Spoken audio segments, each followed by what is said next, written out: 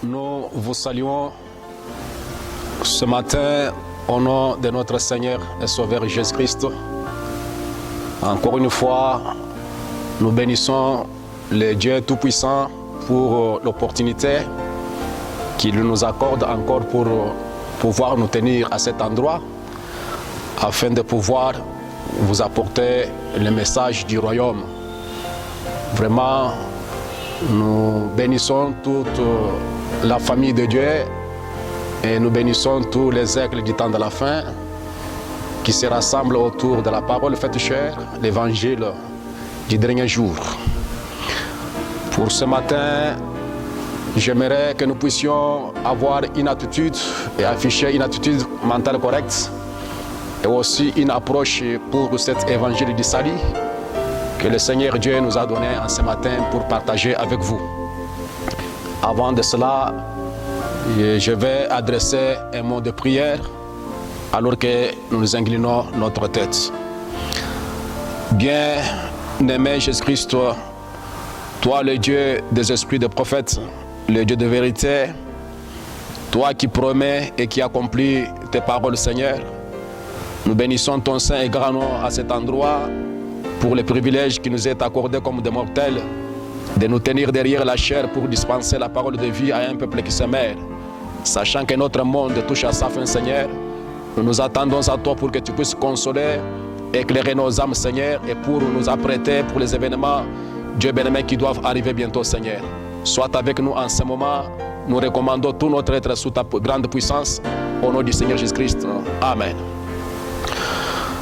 Et ce matin, j'aimerais que nous puissions ouvrir notre Bible dans Apocalypse chapitre 10, versets 1 à 7, et nous lisons ceci.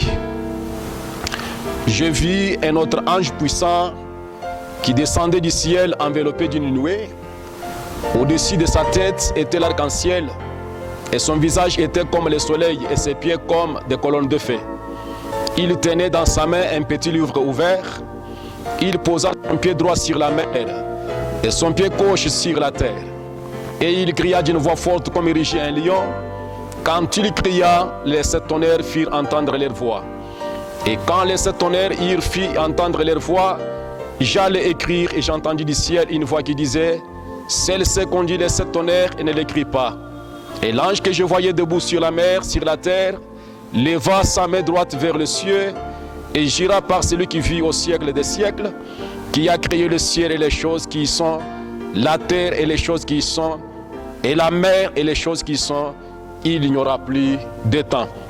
Mais qu'au jour de la voix du septième ange, quand il sonnerait de la trompette, le mystère de Dieu s'accomplirait comme il l'a annoncé à ses serviteurs, les prophètes. Puisse le Tout-Puissant, le Très-Haut, bénir la lecture de sa parole que nous venons de lire. Je pense que la fois passée, on avait parlé sur un thème sur les rassemblements autour du Shiloh et le message suivant était: la parole était assemblée, transformée et transplantée ou transportée. C'est là ce que nous avons un peu parlé la fois passée et la chose qui nous avait aussi béni quand nous avons écoutez la parole du Seigneur. Frère Branham nous avait dit que les aigles doivent creuser dans la parole du Seigneur et trouver les promesses de Dieu pour ces jours. Et c'est ainsi que nous avons parlé cela et le Seigneur nous a été une grande bénédiction. Pour ce matin, j'aimerais parler sur un sujet. Ce sera une question que j'aimerais poser, mais cette question, je la poserai à Frère Branham. Donc, et cette question est comme celle-ci: Frère Branham, qui est cet ange puissant d'Apocalypse chapitre 10? Voilà un peu comme sujet, mais c'est une question qui est posée à Frère Branham. Vous qui lisez les messages, vous savez que Frère Branham, on lui a posé beaucoup de questions et les questions qui ont été posées à Frère Branham nous ont beaucoup éclairé sur les points qui n'étaient pas bien compris. Ainsi, ce matin, c'est une question que je vais poser à notre prophète. Alors, comme je le disais, c'est une question qui est posée à Frère Branham ce matin. Et nous considérons William Branham comme étant la bouche de Dieu. Nous croyons que Frère Branham est l'interprète du vin de la parole du Seigneur. Alors c'est pour cela que nous allons lui poser cette question. Nous savons pourquoi la question lui est réellement posée lui seul. C'est pour cela, mes amis, laissez que si c'était possible, je pouvais poser cette question à Paul qui était le premier messager. Je pouvais poser la question à Luther Martin. Je pouvais la poser à Wesley. Je pouvais poser cette question à l'église pentecôtiste. Combien j'aimerais poser cette question au pape de Rome. Mais la question est posée à William Branham. Pourquoi à William Branham? Parce que c'est lui qui est le représentant de Jéhovah. Pourquoi je pose cette question à ce glorieux messager? Parce qu'il est le messager du 7e sceau. Il est l'absolu des croyants. Il est l'ultime réponse de Dieu. Il est la dernière réponse que Dieu a donnée à l'humanité. Voilà pourquoi j'ai le désir et le privilège de lui poser cette question. Frère Branham, qui est cet ange puissant d'Apocalypse chapitre 10? Alors, je pense que ce matin, mon auditoire, visible, invisible, a le cœur et les oreilles ouverts pour écouter la réponse que donnerait le message du temps de la fin. J'aime ça, parce que nous avons découvert la fois passée, il est le messager d'Apocalypse chapitre 10. Et Apocalypse chapitre 10 est le 7e sceau, le sceau de silence. Et c'est le sceau du temps de la fin. J'aime cela. Mais avant cela, que nous puissions d'abord écouter comment il va répondre à notre question, écouter quelques déclarations que Frère Branham va nous faire voir en ce moment. Dans le livre, je lis d'abord dans Jean chapitre 5 verset 39, « Vous sondez les Écritures parce que vous pensez avoir en elles la vie éternelle. Ce sont elles qui rendent témoignage de moi. » Donc, vous comprenez que quand Jésus était venu, les gens sondaient les Écritures, mais ils ne savaient pas que les Écritures parlaient de lui. Oh, béni soit le nom du Seigneur Jésus. Et quand Christ était venu pour la première fois, nous comprenons que le peuple religieux, les Juifs qui attendaient le Messie, ils ont manqué de voir sa venue, ils ont manqué de voir la venue du Messie tant entendu. Quelle est la raison pour laquelle ces Juifs orthodoxes, ces gens très saints, sanctifiés et consacrés à Jéhovah, pourquoi ils ont manqué de reconnaître une grande promesse qu'ils attendaient, et cela faisait de cela des milliers d'années. Mais laissez-moi lire le message de Frère Branham dans le message Combattre ardemment, prêché le 15 août 1955. Au paragraphe 9, le saint prophète nous dit, quand Jésus est venu, l'Église attendait sa venue, mais il est venu de façon si contraire, contraire qu'ils ont manqué de le reconnaître. Et Frère Branham dit, est-ce possible que la même chose se soit de nouveau produite aujourd'hui? Voyons. Donc j'aimerais que vous puissiez voir que l'Église qui attendait la venue de Jésus, mais Jésus était venu contrairement à la façon dont ils attendaient. Et Branham déclare, est-ce possible que la même chose se soit de nouveau produite? Voyons. Et dans la reine de Séba, prêché le 19 février 61, écoutez ce que dit mon prophète au paragraphe 20. Eh bien, Jésus était venu. Il avait prouvé aux gens par tous les moyens ce que les Écritures avaient dit, qu'il était le Messie dont ils attendaient la venue. Or, beaucoup parmi eux s'étaient fait une fausse conception de sa venue. Et c'est la raison pour laquelle ils avaient été mal compris.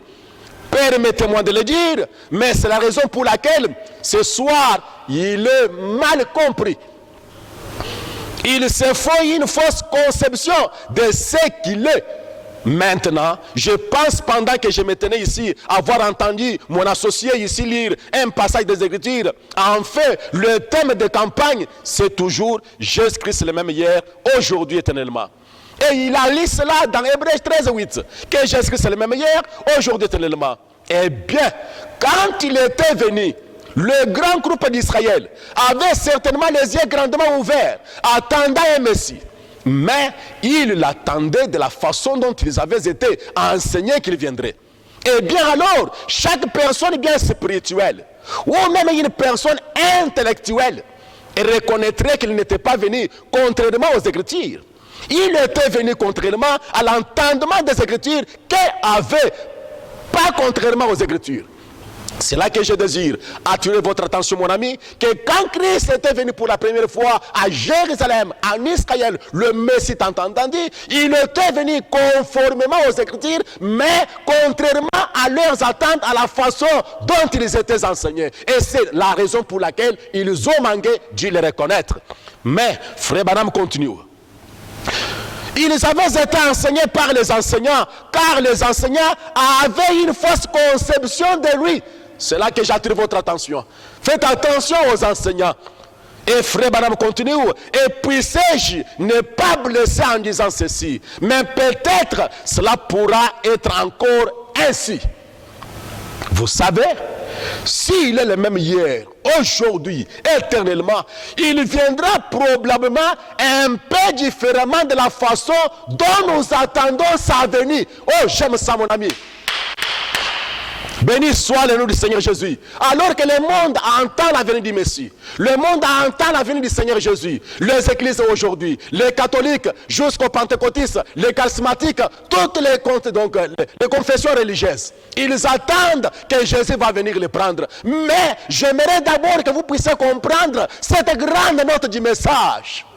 Jésus dont le monde attend, Jésus dont les tabernacles attendent aujourd'hui, il viendra un peu différemment de la façon dont nous attendons sa venue.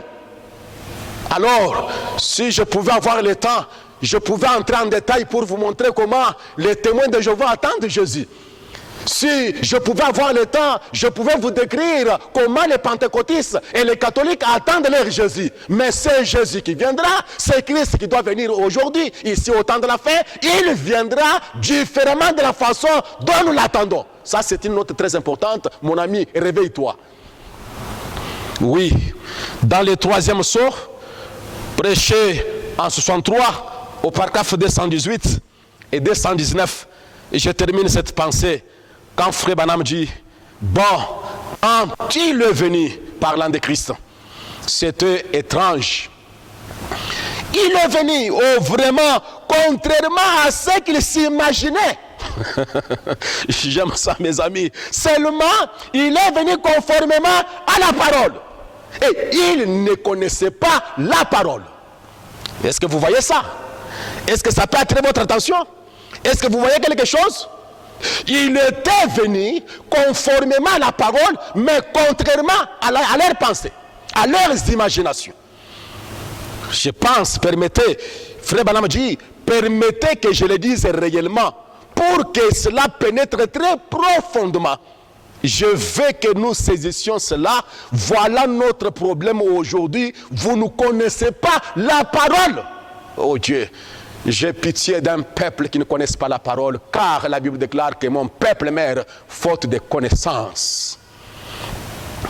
Voilà ce que j'aimerais d'abord attirer votre attention, que les Juifs attendaient le Messie. Et cela faisait 4000 ans depuis que la promesse a été faite dans les jardins d'Éden. Ils ont sacrifié des boucs et des taureaux, ils ont entendu. Et tous les prophètes qui étaient entrés en scène, ils parlaient de la venue de ces grands hommes, le Messie qui était leur Dieu manifesté en chair.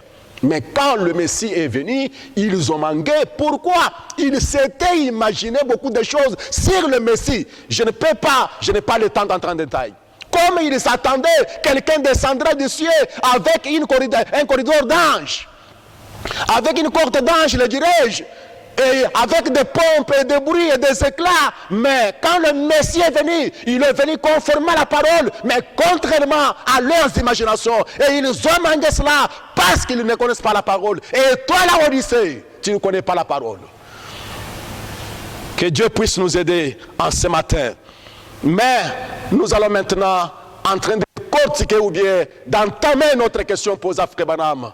Comme il est le messager du 7e sceau, et le 7e sceau, c'est Apocalypse chapitre 10, et Frère Branham, en tant que le prophète messager de Malachie 4, il est le messager d'Apocalypse chapitre 10. Voilà pourquoi cette question ne pouvait pas être posée à Luther, ne pouvait pas être posée à Wesley, ni à Paul, laissez-moi le dire, aller plus loin, cette question ne pouvait pas être posée, même à Jésus de Nazareth, quand il était sur la terre. Car il a dit, ni le Fils ni les anges ne connaissent, seul le Père, mais je n'ai pas le temps d'entrer en cela. Mais la question est censée être posée ici au temps de la fin. Frère Branham, qui est cet ange puissant d'Apocalypse chapitre 10? Béni soit le nom du Seigneur. Si vous lisez dans les premiers sauts, mes amis, et vous savez que si Frère Branham allait nous répondre aujourd'hui, et je ne pense pas que vous verrez Frère Branham se tenir dans la nuée en train de nous répondre. Si nous allons trouver la réponse qu'il va donner, on a déjà magasiné la nourriture. La parole de Dieu est déjà emmagasinée depuis 47 jusqu'en 65. C'est pour cela que nous allons donc faire parler Frère Branham en en scène lui-même, qu'il nous réponde et nous explique cet ange d'Apocalypse chapitre 10. Et dans le premier saut, au paragraphe 198 à 201, après avoir lu cette écriture, donc d'Apocalypse chapitre 10, au verset, paragraphe 199, il dit, suivez attentivement.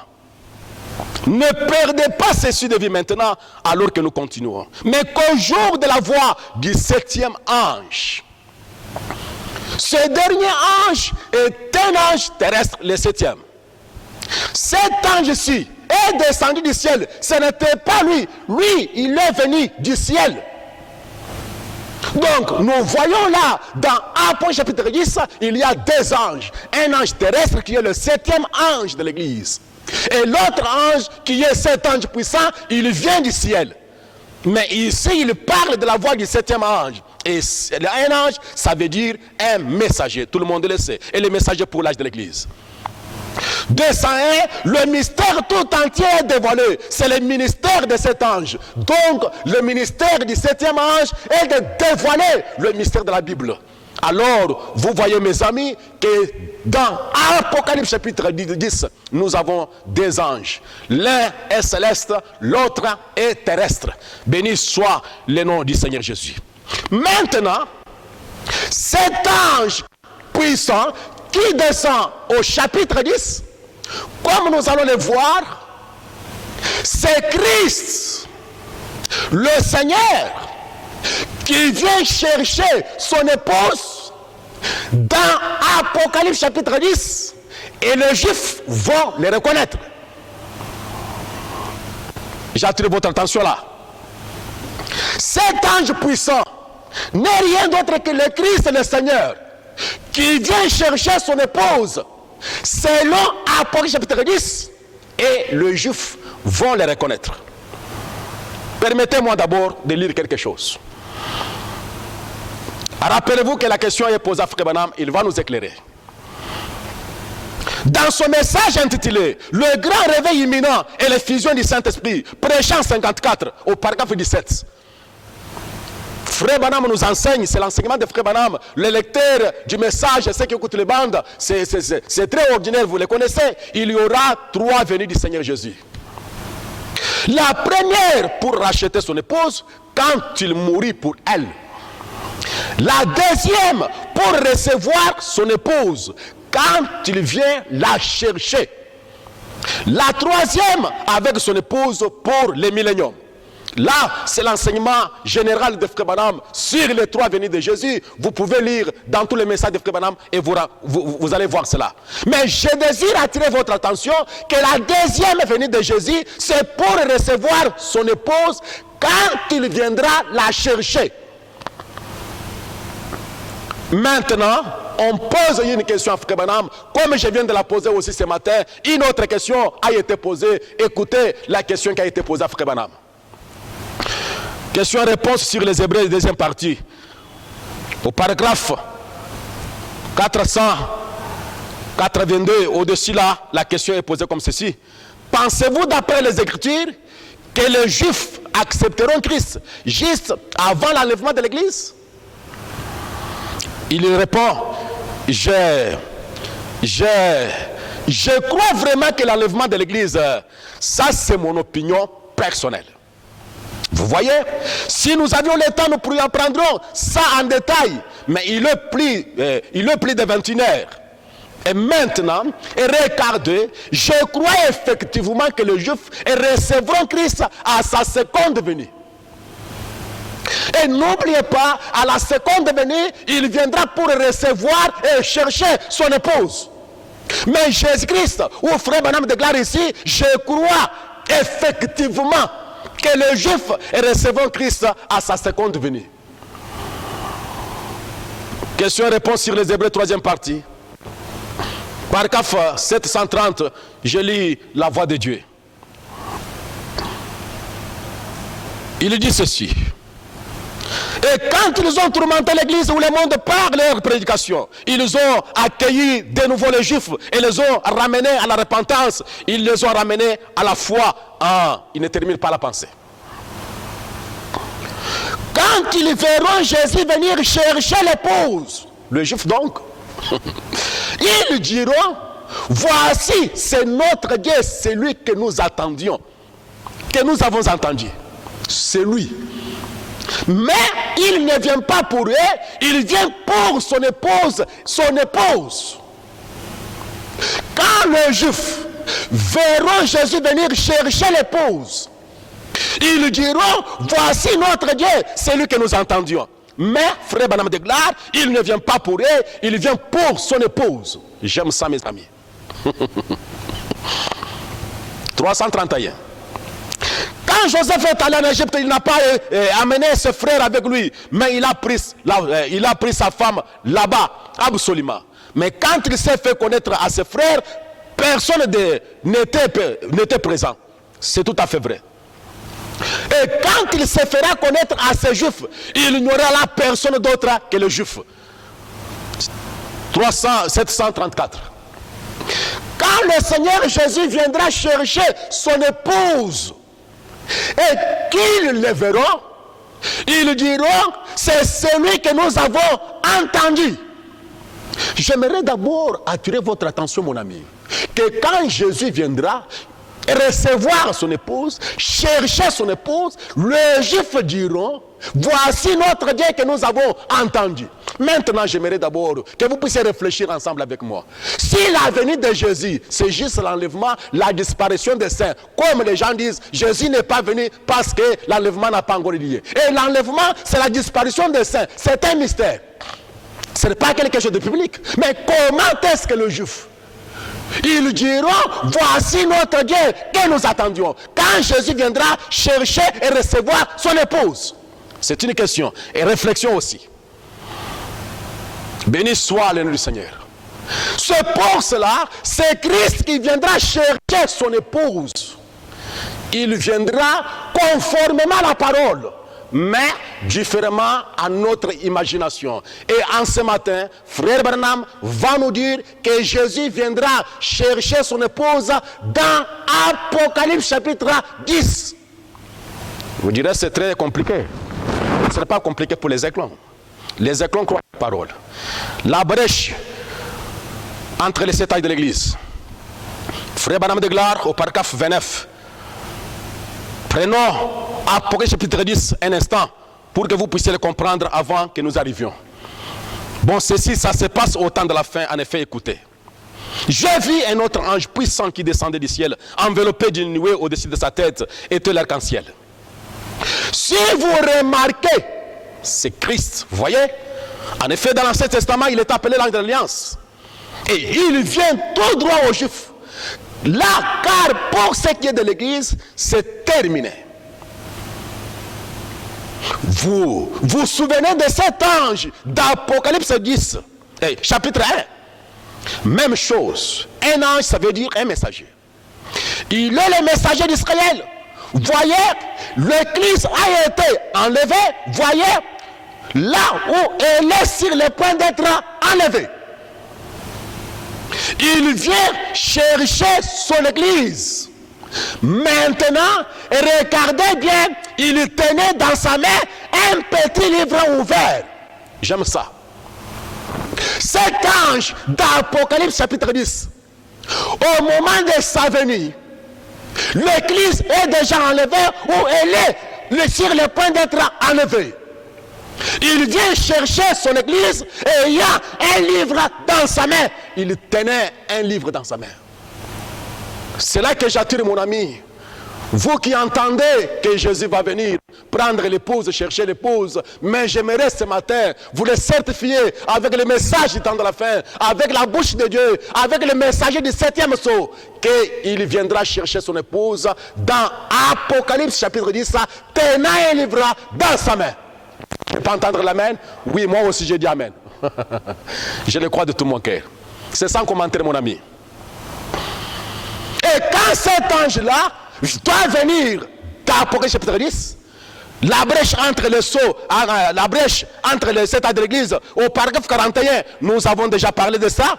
Lorsque les sceaux sont brisés et le mystère est révélé, c'est alors que l'ange descendra, le messager Christ, qui pose son pied sur la terre et sur la mer avec l'arc-en-ciel au-dessus de sa tête. Maintenant, souvenez-vous, ce 7e ange est sur la terre au moment de cette venue. Quand cet ange descend, il viendra pour chercher son épouse avec un petit livre dans sa main, et le 7e ange, qui n'est rien d'autre que William Branham, doit être sur la terre. Oh, si je pouvais entrer comme les saints de l'autre côté, ils ont dit, quand il viendra d'abord à toi et tu nous présenteras Jésus. Pourquoi? Jésus vient chercher son épouse dans Apocalypse chapitre 3. Et le 7e ange doit être sur la terre au moment de cette venue. Et en ce moment-là, les Juifs reconnaîtront leur Messie en disant, voici notre Dieu que nous attendons. Est-ce que vous pouvez dire encore amen? Laissez-moi terminer en cela. Vous savez mes frères, le message c'est le jet de puzzle. Le message c'est la vision du grand roi. Le message c'est quelque chose, c'est une lettre d'amour comme vous le savez. Et j'aimerais attirer votre attention dans ce message intitulé La révélation de Jésus-Christ numéro 1, prêché le 4 décembre 1960, au paragraphe 312. Écoutez attentivement mes amis, c'est quelque chose que vous ne pouvez pas manquer.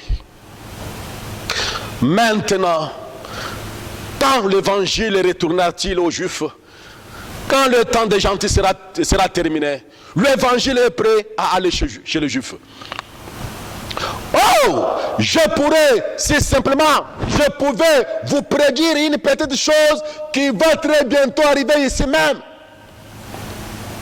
Voyez-vous, juste en ce jour, vous voyez, cela va bientôt arriver. Nous le verrons dans les âges de l'Église. Et cette chose glorieuse qui est sur le point d'arriver s'éteindra jusque dans l'Apocalypse chapitre 11 et prendra ces deux prophètes, Élie et Moïse. La chose qui doit arriver bientôt, cette chose glorieuse qui doit arriver ici même, ici au Branham Tabernacle, ici en Amérique, ici en ces derniers jours. La chose qui descend s'éteindra, va jusqu'à attendre, s'étendra jusque dans l'Apocalypse chapitre 11 et prendra ces deux prophètes. J'attire votre attention mon ami. Qu'est-ce qui est arrivé dont Frère Branham a parlé? C'est la descente de la nuée. C'est la descente de cet ange dont l'image est là derrière nous. Cette chose qui est liée en 1933, 63 plus, dirais-je, va s'étendre jusque dans l'Apocalypse chapitre 11. Le même Christ qui vient chercher son épouse, accomplissant à Apocalypse chapitre 10, va s'étendre jusqu'à Apocalypse 11 et prendra les deux prophètes. C'est pour cela, mes amis, quand cet ange d'Apocalypse chapitre 10 descend, il est le messager pour les Juifs. Il vient tout droit aux Juifs. En ce moment, l'église est déjà enlevée ou elle est prête d'être enlevée. C'est clair, mes amis. C'est cette onction, c'est ce Christ qui est descend. En même temps, c'est les eaux qui se partagent vers l'Orient et l'Occident. J'aime ça. Je n'ai pas le temps d'entrer dans la prophétie de Zacharie. Mais, laissez-moi terminer cette question. J'aimerais d'abord que vous puissiez comprendre, mes amis, quand Christ viendra chercher son épouse, les Juifs, ils lui diront, voici notre Dieu que nous attendons. Et si Jésus vient, il enlève la disparition des saints, l'enlèvement aura lieu. Je vous demande encore, cher évêque, je vous demande encore, cher bishop, je vous demande encore, prédicateur de l'évangile, et toi, croyant du message, comment est-ce que les Juifs diront, voici notre Dieu que nous attendions? Quand est-ce qu'ils diront ça? Quand Christ viendra chercher son épouse? Dans Apocalypse chapitre 10. La fête des trompettes. Frère Branham de Gloire, au paragraphe 183. Voilà ce que sera la trompette, la fête d'être rejetée. Ensuite, leur Messie qui s'est fait connaître. Remarquez, ils vont reconnaître leur Messie, qu'ils le verront. Il viendra avec puissance. Cette fois, celui qu'ils ont entendu, il va venir avec puissance pour l'épouse des nations et les Juifs vont le reconnaître. Est-ce moi qui dis ces choses? Je ne pense pas. Celui que les Juifs entendaient, il viendra avec puissance pour l'épouse des nations. Et les Juifs vont le reconnaître. Alors, quel genre de venue vous prêchez? Et quel genre de venue vous attendez? Cette venue dont nous parlons, c'est quand les Juifs diront, voici notre Dieu que nous attendons. Alors, rappelez-vous l'enseignement, le reproche de Frère Branham aux Juifs, que Jésus était venu conformément à la parole, mais contrairement à leurs imaginations, à leurs enseignements. Béni soit le nom du Seigneur. Maintenant, nous venons de voir que l'ange puissant qui descend dans chapitre 10, c'est Christ qui vient chercher son épouse. Là, les croyants et les aigles peuvent dire Amen. Prenons d'abord 1 Thessaloniciens chapitre 4, verset 15 à 17. Mais je lis verset 15 et 16. Car nous disons ceci par la parole du Seigneur, que nous les vivants qui demeurons jusqu'à la venue du Seigneur, nous ne dévancerons pas aucunement ceux qui sont endormis. Version Darby. Car le Seigneur lui-même, avec un cri de commandement, avec une voix d'archange, avec la trompette de Dieu, descendra du ciel, et les morts en Christ ressusciteront premièrement. Et tout le monde, chaque secte religieuse ou chrétienne, comprend que cette écriture parle de la seconde venue de Jésus, qui est la descente du corps littéral, né par la Vierge Marie. Nous pouvons les voir et nous le croyons comme ça. Et la fois passée, nous avons déclaré que Jésus vient avec ces trois choses. Fait ces trois choses pendant qu'il descend, avant qu'il apparaisse. Qu'est-ce qu'il fait? Il a le cri de commandement, la voix de la trompette, et la voix de l'archange et la trompette. Et nous avons parlé sur le cri de commandement, qui est le message à rassembler l'épouse. Le cri de commandement, qui est le messager qui prépare l'épouse. Et qui fait ça? Quand Christ descend, il vient avec le cri, la voix et la trompette. J'aime ça. Mais j'aimerais d'abord ajouter aujourd'hui, sur nous voudrions voir Jésus, un message prêché par Frère Branham le 12 juillet 1962. Écoutez ce que dit Frère Branham au paragraphe 84. Commentant sur 1 Thessaloniciens chapitre 4, versets 15 à 17. Messieurs, nous voudrions voir Jésus. En plus, que se passerait-il si un homme entrait ici avec du sang lui coulant dessus, avec des empreintes de clous et tout le reste? Jésus, lorsqu'il viendra, tout œil le verra et tout genou fléchira et toute langue confessera. Lorsque le corps de Jésus retournera, je crois dans sa venue littérale, un corps physique descendant de ciel avec un cri, avec la voix de l'archange et la trompette de Dieu, et les morts en Christ résisteront. Oh, mais son esprit est ici avec nous. J'attire votre attention, mon ami, que quand Christ vient avec le cri, la voix et la trompette, c'est le corps de Jésus retournera. Un corps physique descendant de cieux avec le cri. Qu'est-ce que c'est le cri? Le message qui rassemble l'épouse.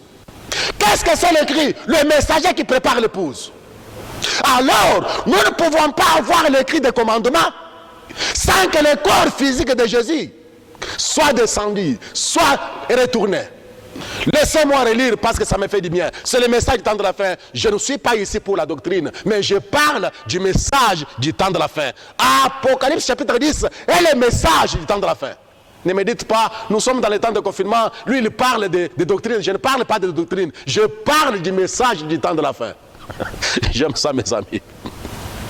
Lorsque le corps de Jésus retournera, je crois dans sa venue littérale, un corps physique descendant des cieux avec un cri, avec la voix de l'archange et la trompette de Dieu, les morts en Christ résisteront. Alors, vous ne pouvez pas avoir les cris de commandement sans que le corps physique de Jésus soit descendu. Ou sinon, il faut vérifier votre imagination sur sa venue. Ou il faut rentrer chez les catholiques et les protestants. Il faut revoir les choses, mes amis. Et quand cet ange descend là, les morts en Christ résisteront. Il vient avec les cris et la trompette. Et je vous ai parlé la fois passée dans Shalom, prêché le 19 janvier 64, au paragraphe 245. Frère Branham nous avait dit, quand cet ange d'Apocalypse chapitre 10 met un pied sur la terre, un pied sur la mer, un arc-en-ciel au-dessus de sa tête, il dira qu'il n'y aura plus de temps. Quand ce temps-là arrivera, vous résisterez d'entre les morts. Alors, la résurrection d'entre les morts, c'est 1 Thessaloniciens chapitre 4. Et Frère Branham parle encore de cette résurrection d'entre les morts à Apocalypse chapitre 10. Et je vous demande, est-ce des résurrections? Est-ce des descentes? Jésus qui descend avec le cri et la voix de la trompette, c'est un corps littéral et les morts résisteront. Cet ange d'Apocalypse chapitre 10, quand il descendra, mettant son pied sur la mer et son pied sur la terre, vous résisterez. Je vous demande, c'est quelle résurrection? Alors je pense que vous pouvez voir pourquoi l'ange d'Apocalypse chapitre 10, ce puissant ange, Christ, il vient chercher son épouse, il vient pour la recevoir. Oh, béni soit le Seigneur, j'aime le message du temps de la fin. Si vous voulez me rejeter, rejetez-moi, mais laissez-moi rester avec cette parole. Gloire soit rendue au Seigneur. Béni soit le nom du Seigneur Jésus. Alors, cet ange, c'est le corps physique littéral de Jésus, descendant avec le cri, la voix et la trompette. Maintenant, je sais qu'il y a beaucoup de choses que les croyants croient, les choses que les gens s'imaginent. Maintenant, j'aimerais prendre Hébreux chapitre 2, verset 9. La Bible déclare, mais celui qui a été abaissé pour un peu de temps au-dessus des anges, Jésus, nous le voyons couronné de gloire et d'honneur à cause de la mort qu'il a souffert, afin que par la grâce de Dieu, il souffrit la mort pour nous tous. Et j'attire votre attention, mon ami, que Christ qui souffrit à la croix, ce n'était pas le grand Jéhovah, ce n'était pas l'Esprit éternel, ce n'était pas Elohim le fort, l'immortel Christ. Mais celui qui a souffert pour nous tous, qui est maintenant couronné de gloire, d'honneur et de la gloire, c'est le Seigneur Jésus, a rendu un paix qui s'est abaissé, un paix au-dessus des anges. Jésus, j'aime la Bible, j'aime l'esprit prophétique. Nous les voyons qui? Jésus, qui a souffert pour nous tous. Et vous savez, si vous lisez dans Marc chapitre 15, verset 34, la Bible déclare à la 9e heure, à la 9e heure, Jésus s'écria d'une voix forte, Eloi, Eloi, lama sabachthani.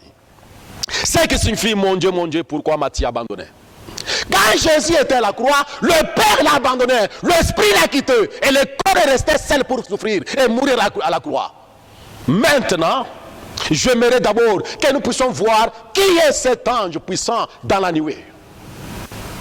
Qui est ce Jésus, ce Christ qui est venu dans la nuée? Est-il un esprit ou un corps physique? Parce que nous croyons qu'il est venu, oui, il est venu sous forme de l'esprit. Je ne dis pas donc mauvais, mais j'aimerais que vous puissiez ajouter la parole à la parole. Il est écrit, il est aussi écrit. Je suis dans le message hébreu chapitre 2, deuxième partie. Prêché le 25 août 57. Je suis au paragraphe 224 et je descends. Très bien alors, tu m'as formé un corps. Le corps du Seigneur Jésus-Christ a rendu inférieur aux anges afin de pouvoir souffrir la mort. Qui a souffert la mort? Le corps du Seigneur Jésus a rendu inférieur aux anges. Il est devenu inférieur à sa création afin qu'il puisse racheter l'homme sans abri, sans secours, et lui donner une maison au ciel. Quand il était sur la terre, les hommes lui ont donné le nom le plus bas qu'on pouvait lui donner. Pour commencer, il disait qu'il était un enfant illégitime. Il était né dans une mangeoire, enveloppé de lambeaux, arraché derrière les joues de bœuf. Dans un endroit, sans un endroit où aller, il n'avait aucune maison. Il fit appeler Belzéboul, le chef des démons. Il fut maltraité, on lui cracha dessus, on se moqua de lui. Rappelez-vous, mon ami, quand ces choses arrivaient sur la croix, Jéhovah n'était pas là, l'Esprit de Dieu n'était pas là.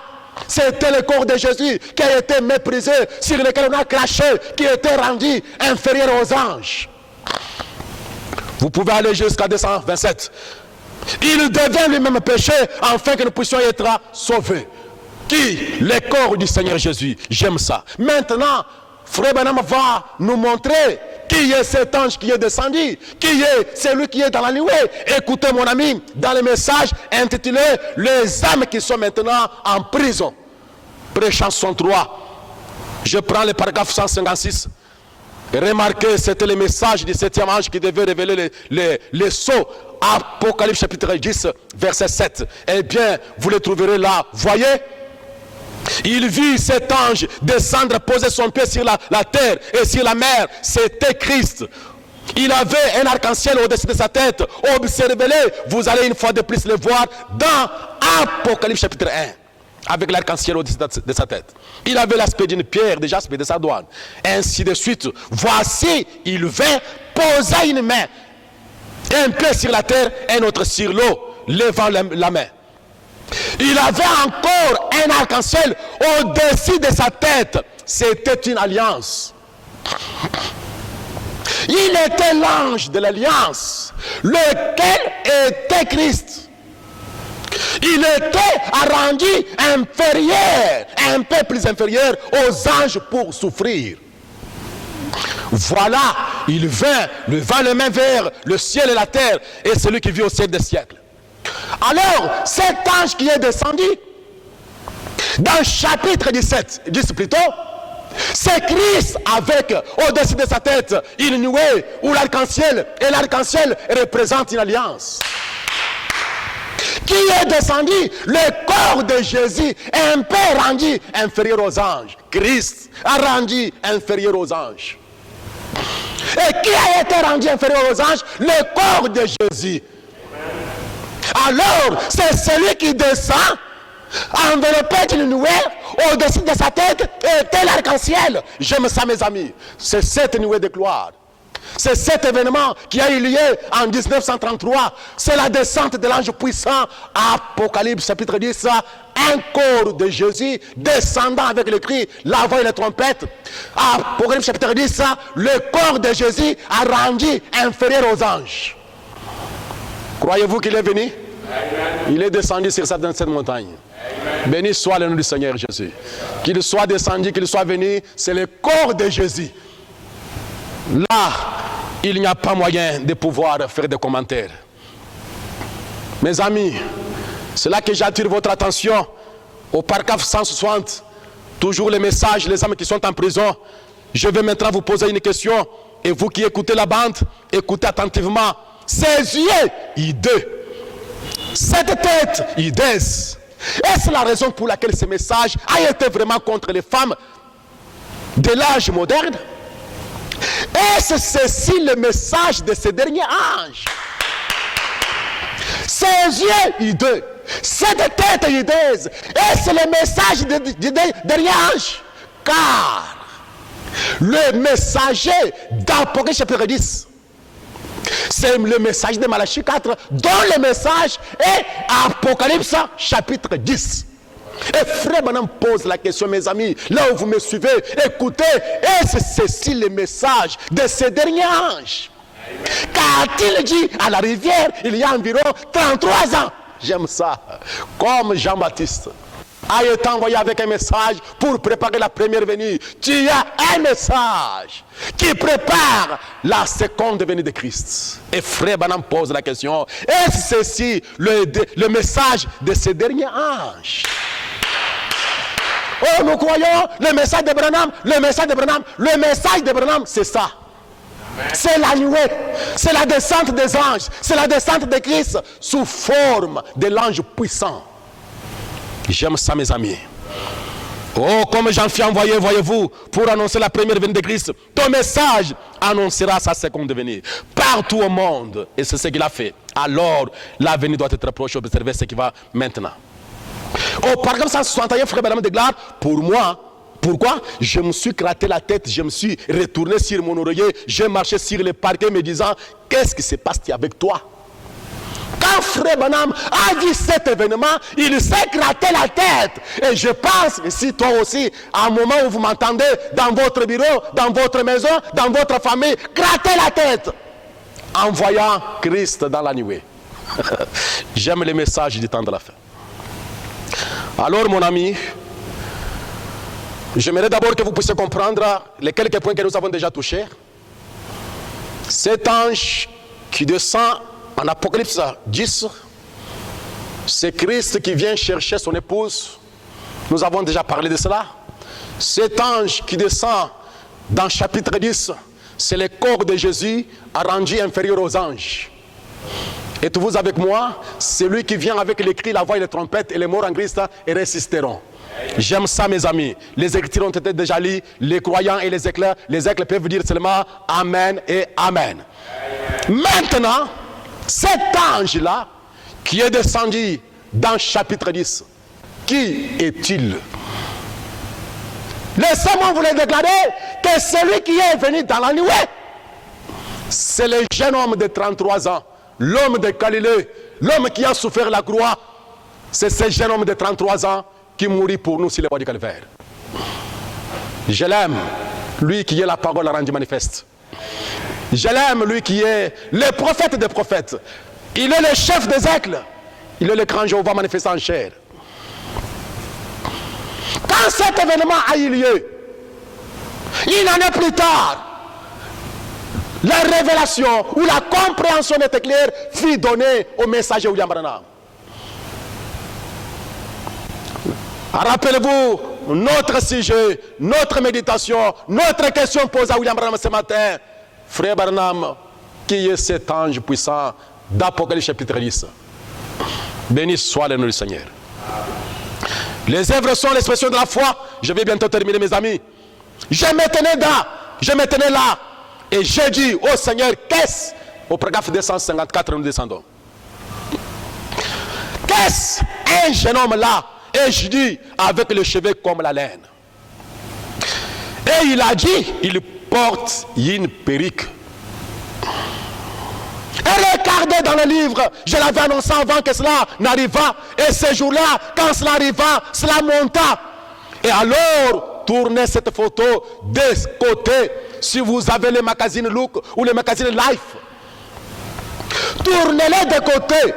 Il est là, tout aussi parfait. La tête de Christ d'Hoffmann. Et regardez en bas, juste là où je me tenais. J'aime ça. Pourquoi porte-t-il une perruque? Eh bien, les anciens juges d'anglais, le juge juif, avaient d'habitude de porter une perruque. Il le fait encore en Angleterre. C'est l'autorité suprême, il porte une perruque. Il est à Paris là, les ailes des anges formant sa perruque. Il est l'alpha, l'oméga. Il était le juge suprême, il n'y a pas d'autre en dehors de lui. Il doit être considéré comme l'alpha et l'oméga. Il était là, un jeune homme de pas plus de 30 ans, portant une perruque blanche. Cela montrait qu'il n'était pas, qu'il était le suprême. Dieu le Père a remis tout jugement entre les mains du Fils. Alléluia. La révélation ne se trompe jamais. Exprimez-la de toute façon, peu importe à quoi elle ressemble. Oh, si elle est en accord avec la parole. Qui était dans la nuée? Un jeune homme, pas plus de 30 ans, portant une perruque blanche.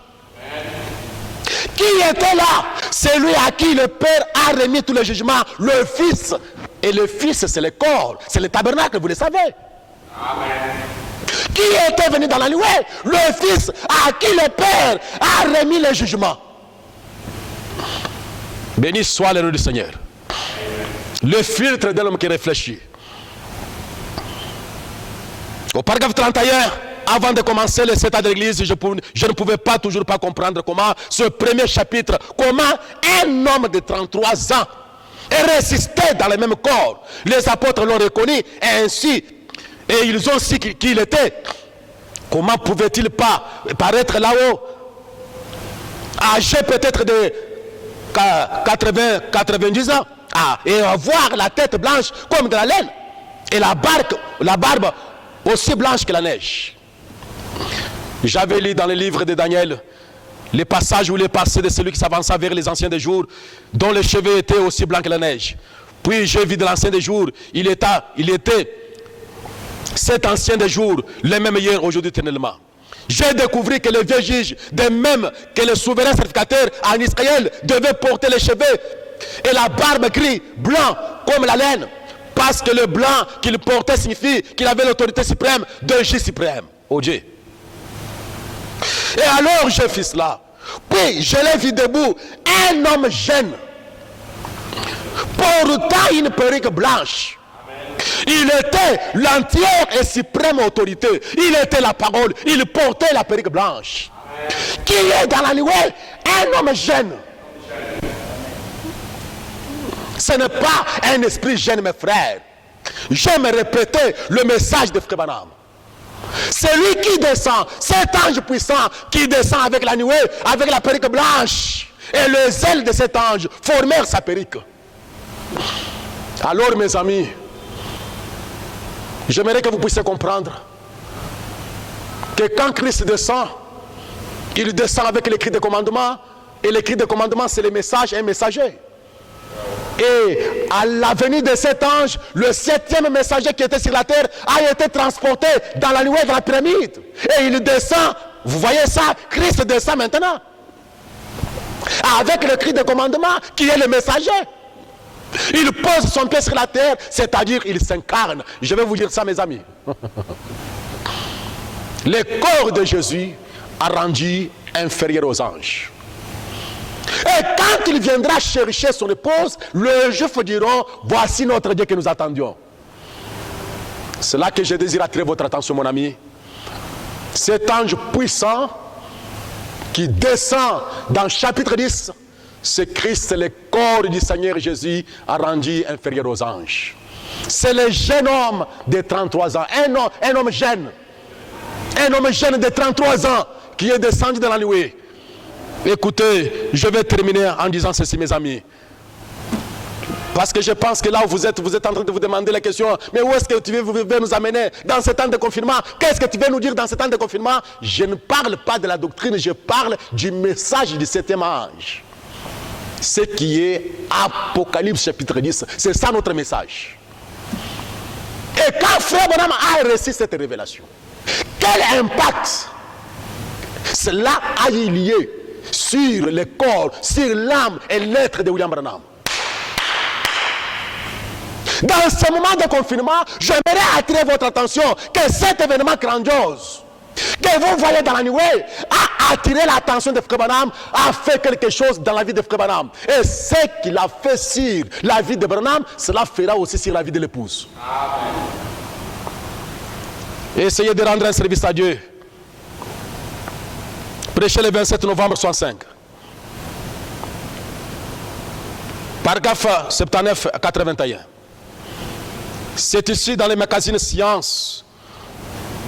C'est ici dans les magazines Science où ils ne comprennent pas. Ils ne savent pas ce que c'est. À Tucson, à l'université, un de mes amis y est allé l'autre jour, il en a parlé aux gens. Ceci disait, nous ne comprenons pas ce qui, cette chose grandiose. Je lui ai dit, ne dites rien. Ça ne servira à rien. Ne jetez pas vos perles au pourceau. Et je pense que ce matin, je ne jette pas le perle au pourceau, mais je m'adresse à l'épouse du Seigneur Jésus. Voyez, c'est pour l'Église, pour les élus, ceux qui ont été appelés à sortir. Cet événement, jusque-là, la science n'a pas de réponse. Jusque-là, l'université ne connaît pas ce qui se passe. Ils ne comprennent rien. Alors je dis, ne jetez pas les perles au pourceau. Ceci c'est pour l'Église, c'est pour les élus, ceux qui ont été appelés. Et ce matin, les élus peuvent dire ensemble avec moi, Amen. Amen.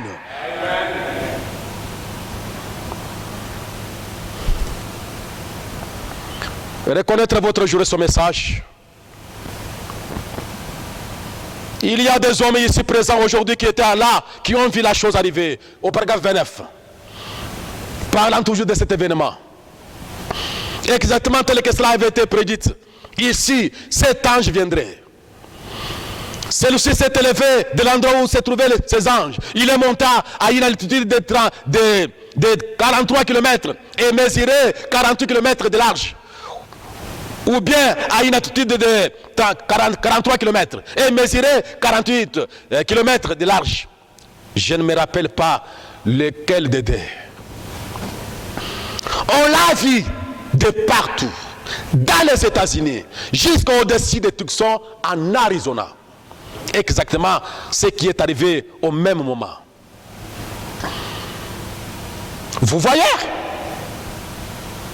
Ceci n'est pas du tout quelqu'un qui cherche à vous imposer quelque chose, mais plutôt à vous révéler l'application spirituelle précise de cette terre.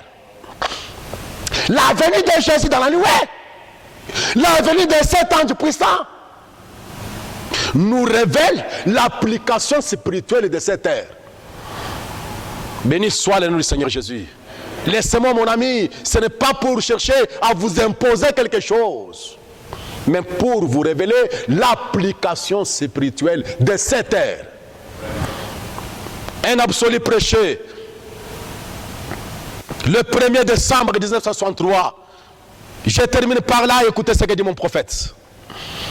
Un jour, je me tenais là, en train d'enlever des pantalons de gratteron, un petit gratteron, comme ça. Et là, cet ange apparut, soudainement du ciel, et secouait cet endroit, au point que des pierres de 50 à 60, ou 23 ou 27 kilos, décringolèrent sur les flancs de la colline. Cet ange se tenait là. Ils m'ont commissionné de retourner d'apporter ce message, disant qu'ils me rencontreraient l'un après l'autre pour me dire ce qui est arrivé. Et c'est arrivé exactement comme ça. Et quand ils sont montés là-haut, comme ça, ils sont allés à 40 km plus haut. Et le même jour, on en a pris des photos. La science... Et cela a été diffusé dans le monde entier. C'est un paradoxe, mais c'est un absolu. J'aime ça. Cette nuée de gloire, c'est un paradoxe, mais aussi un absolu. Écoutez ce qui m'intéresse. Cela m'a plus fermement attaché à Jésus-Christ. Et cela a ancré ma vie en lui. Amen. Je sais que cela semble étrange. Cela a toujours été. La descente de la nuée, la descente de ces anges, l'apparition mystérieuse, c'était quoi, mon ami? Cela m'a fermement attaché à Jésus-Christ et a ancré ma vie en lui. Pendant ces temps de confinement, où les églises sont fermées, quelle est la chose qui peut vous attacher fermement à Jésus? Ce ne sont pas les exhortations, c'est la prière. Hein? Oh, l'épouse du Seigneur Jésus. La chose qui peut faire que votre vie soit en grand en lui, ce ne sont pas soyez saints, priez tout le temps. Non. Et regardez dans la nuée. C'est la nuée de gloire. Cette nuée, quand l'épouse la regarde, quand les élus la regardent, cela a l'impact sur nous comme cela a eu lieu sur William Branham. C'est pour cela, mes amis, quand cet événement est arrivé, Frère Branham a prêché un message, Shalom, l'église. Et dans ce Shalom, il dit, Jésus est venu, c'est la fin. Amen. Bien-aimé, mon frère, ma soeur, l'heure est tellement avancée, la nuée de gloire, cela révèle à l'épouse l'application spirituelle de cette terre. La nuée de gloire, Jésus dans la nuée, qu'est-ce que cela fait? Cela fait que nous puissions être fermement attachés à Jésus-Christ. Que les bombes atomiques soient larguées, que nos églises soient fermées, que le confinement continue, même si ça fait 10 ans. Mais notre cœur est attaché à Jésus quand je regarde à la nuée. Inclinons la tête, mon ami, pendant que nous allons chanter un petit cantique. Le feu divin brille dans mon cœur. J'aime le message du temps de la fin, mes frères. C'est plus que les exhortations que nous vous donnons de la sainteté. C'est plus que toutes les exhortations que nous vous donnons. Soyez saints, quittez le péché. Non, quand ceci arrive, quand vous comprenez, qu'on comprenait plutôt que Jésus est venu dans la nuée, cherchant son épouse, cela vous attache à Jésus, cela vous fait que votre vie soit ancrée dans le message de parole. Alléluia, j'aime ça. Voilà pourquoi, mon ami, je peux chanter en regardant la nuée, le feu divin brille dans mon cœur. J'aime ça, mes amis.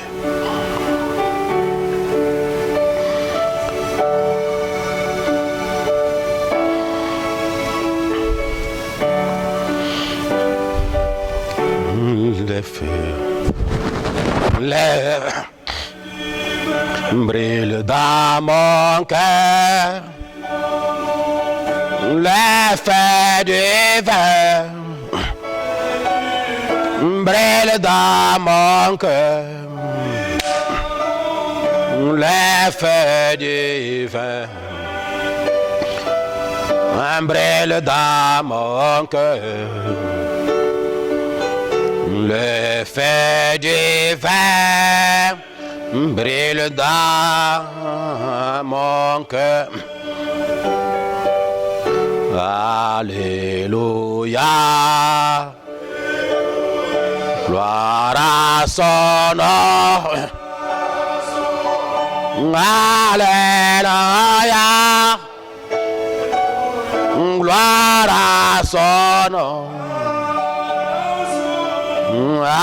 Alléluia, gloire à son nom. Voilà, alléluia, gloire à... Oh Jésus reviens, Jésus reviens pour me chercher.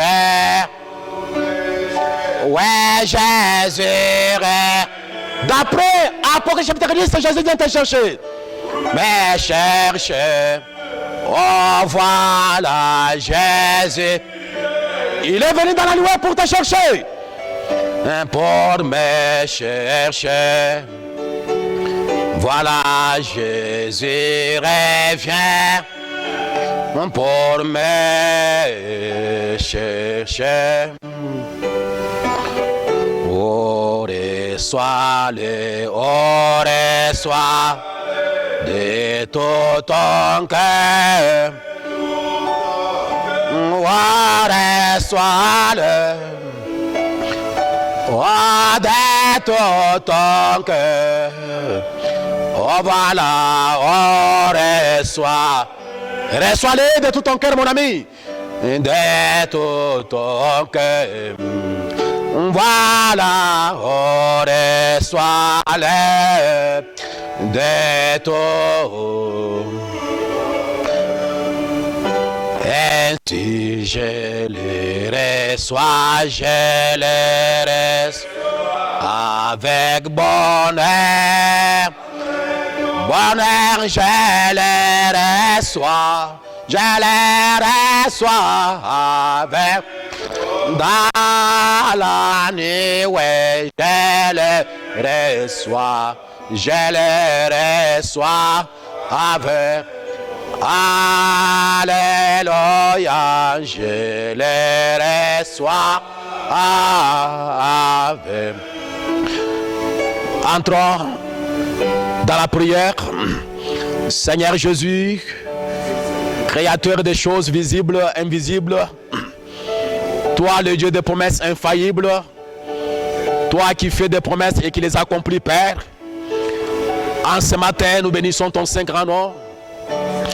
Nous t'adorons et nous t'apprécions, toi, le saint enfant qui naquit de la Vierge Marie, ô Dieu, toi qui as été rendu inférieur aux anges, toi qui as souffert à la croix, toi qui as porté les noms les plus méprisables, Seigneur.